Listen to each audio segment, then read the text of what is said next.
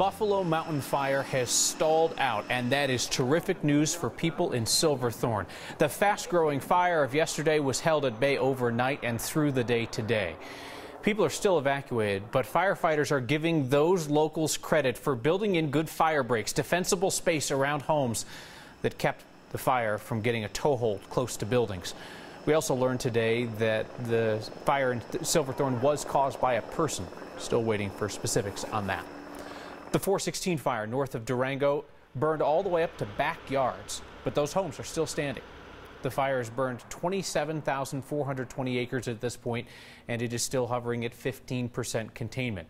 Fire crew leaders admitted today they are often losing ground out there. It's nearly impossible for them to dig lines fast enough to keep up with the fire in the hot, dry conditions. Still, though, they have managed to keep the flames away from every single home in the area.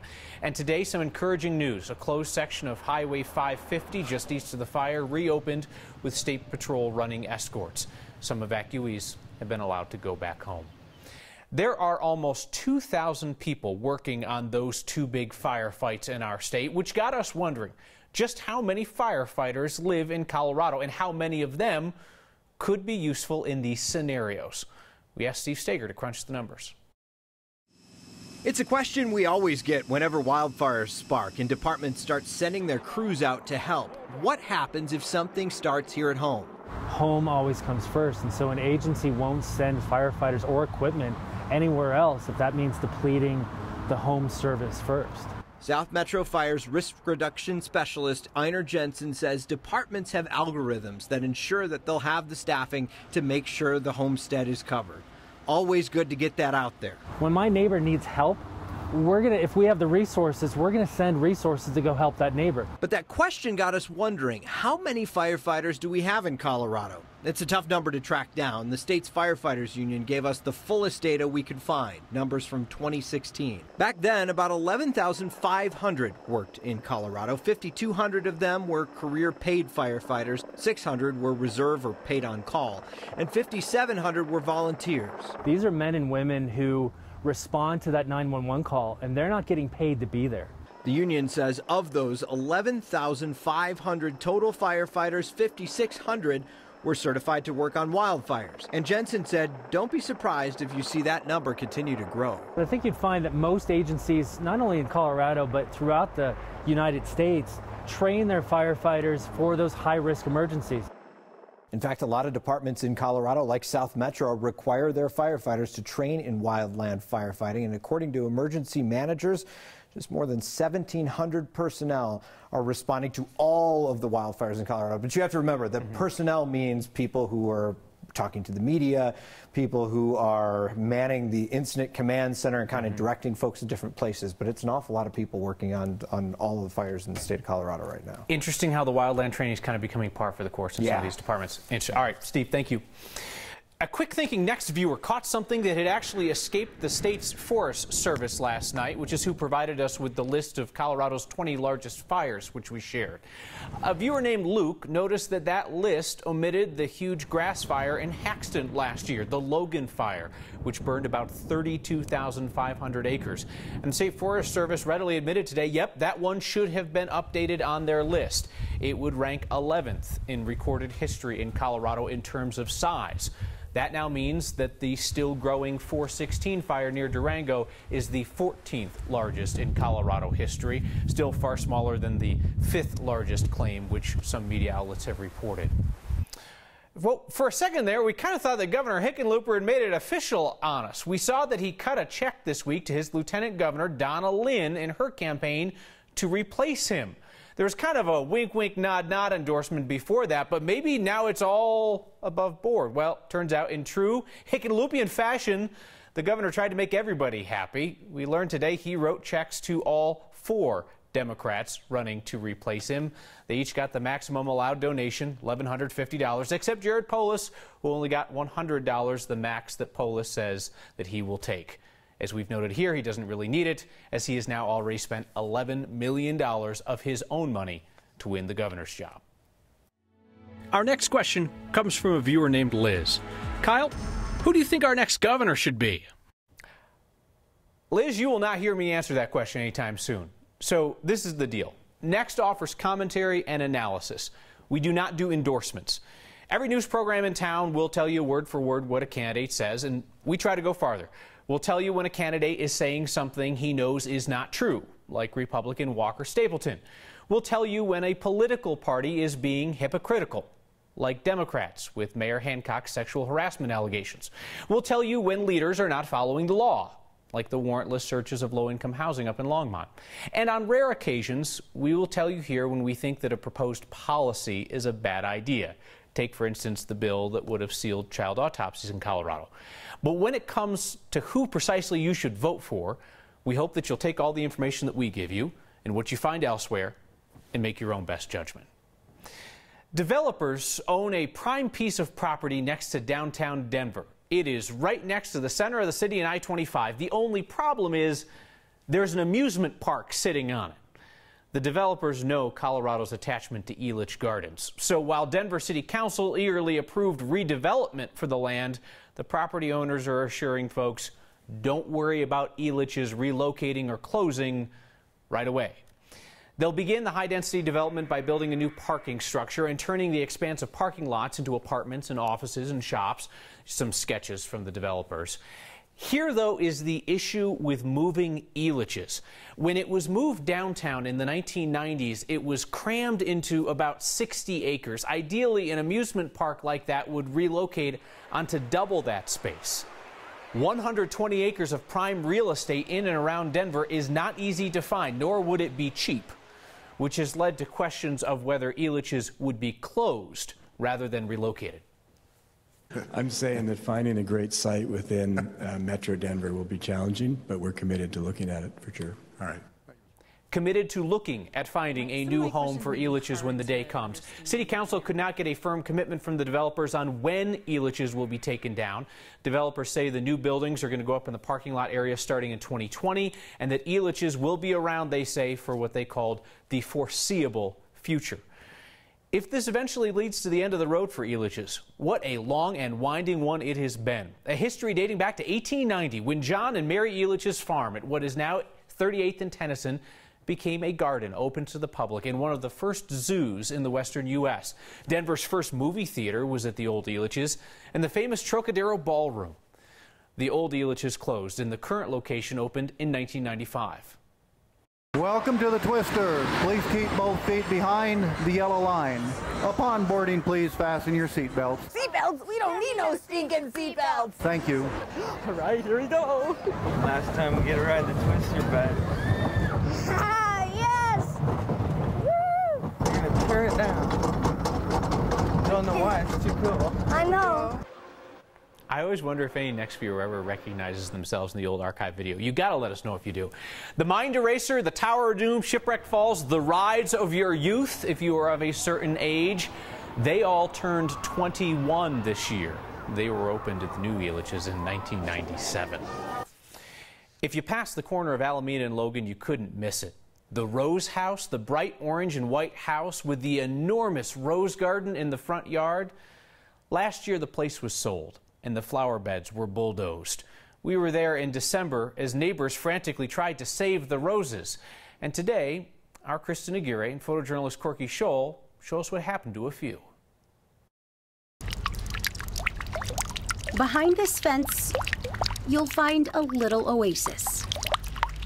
Falling water, sunshine. I started this in April. A place to soak in the dog days of summer. I just kind of prune and keep up. A place to stop and smell the roses. So far, I have 2 different colors. I've got a red and a pink rose. Eric Rooney admired those roses for years, but from afar. These rose bushes were really mature, they were really large, and every day at that stoplight or, every few weeks when I would drive by, I'd look to the right, headed north, and I'd see, these massive bushes of roses. Then later, Eric saw a post online for free roses, so he drove to the location. And I pulled up and, I was like, oh my gosh, it's the coveted rose house. Now he can admire those roses from his own garden. I have a piece of them, I've got a piece of these now that I can continue on to share this story with as well. A small piece of a Denver landmark. It's kind of like a project that wasn't finished, and I get to continue on and help it to live. Continuing to grow today through another generation of gardeners. I can only imagine what it would do for somebody that had taken care of roses like this. I think through energy and love and passion, it's the only way that these plants survive. For Next, I'm Chrissy Geary with photojournalist Corky Scholl. Used to live right around the corner from that house. That woman who took care of the roses, she did not speak a lot of English, but boy, was she proud of them. We would love to see more photos of the famous roses in your garden. If you happen to go down and grab some when they were available, you can share the photos on the Next Facebook page or use the hashtag HeyNext. Back to the 90s, which is great for Danielle Grant because she loves wearing neon colors. Denver police say they need to drive a Tesla for community outreach. Come to think of it, I could use one for community outreach too. And a kid from Inglewood will compete for a national championship I never knew existed. Yeah, I'm a pretty competitive person, so that's really fun. That's next.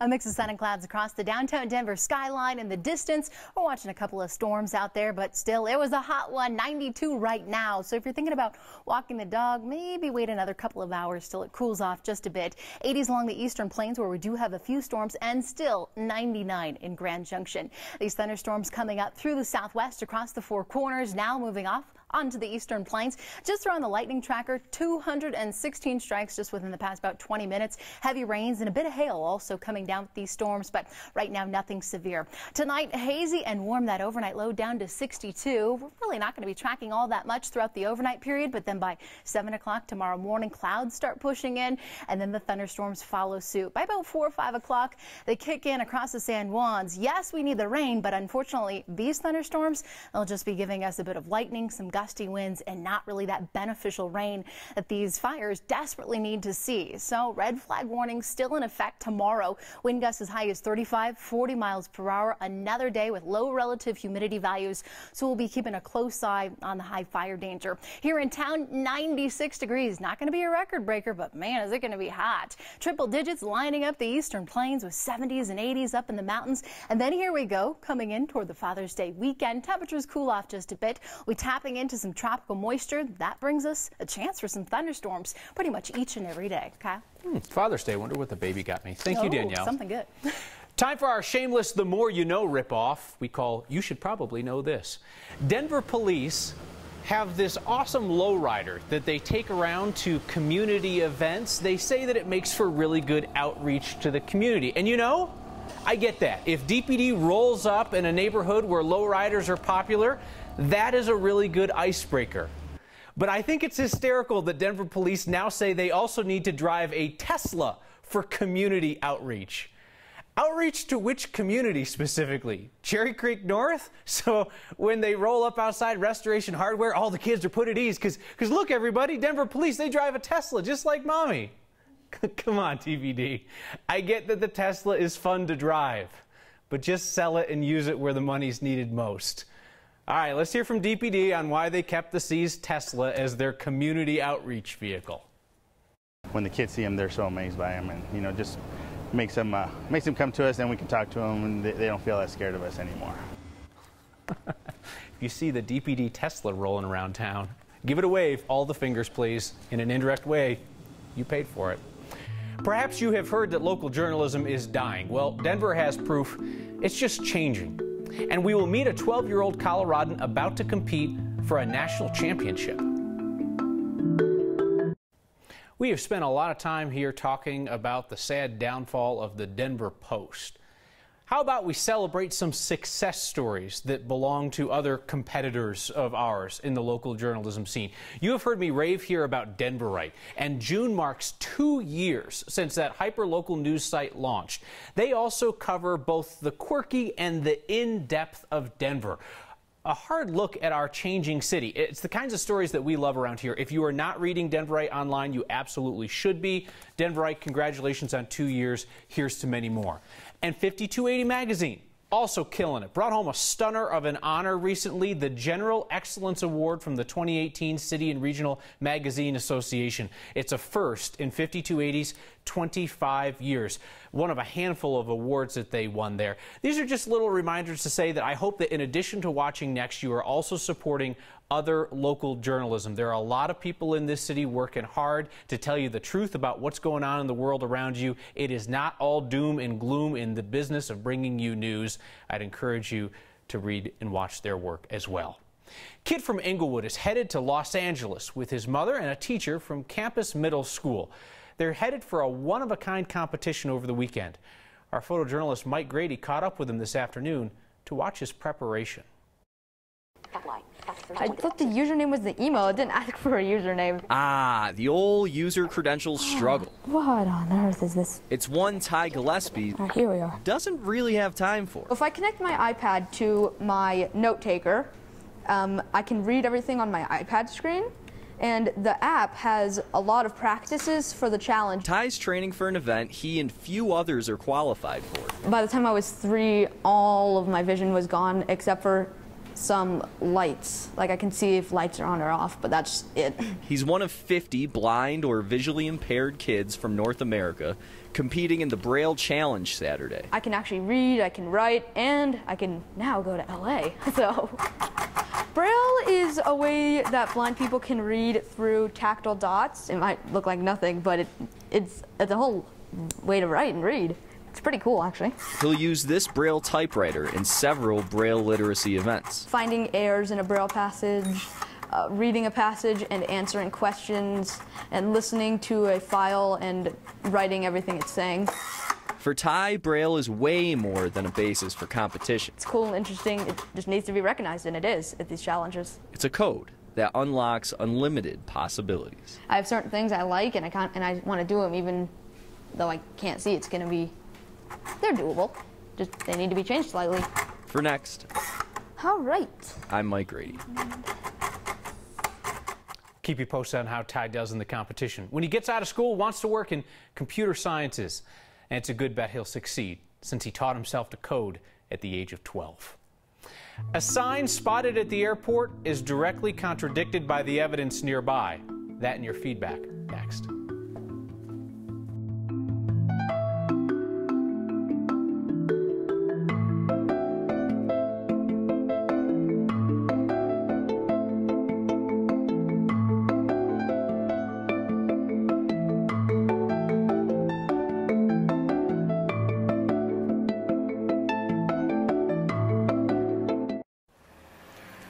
It's a sign spotted out at DIA, a sign that proclaims all cargo is precious. But next viewer Jeff Roberts spotted another sign that suggests that, well, maybe all cargo is not so precious. There's at least one suitcase that's just sitting out there on the tarmac at the top of the picture. Jeff says he kept looking and it was sitting there for like 20 minutes or so. If you recognize that bag, it is probably out at DIA. I'm sure it's fine. I'm sure they got their bag. All cargo, after all, is precious. Send us the signs you see. Email next@9news.com or get our attention with the hashtag HeyNext. Doug writes in and says the Tesla, the DPD Tesla, was confiscated from a criminal not bought by DPD. Does that let them off your hook? Well, no, not really, because usually they auction off, they sell those confiscated cars. They had a big auction just this morning. Somebody could have bought a Tesla. See you next time.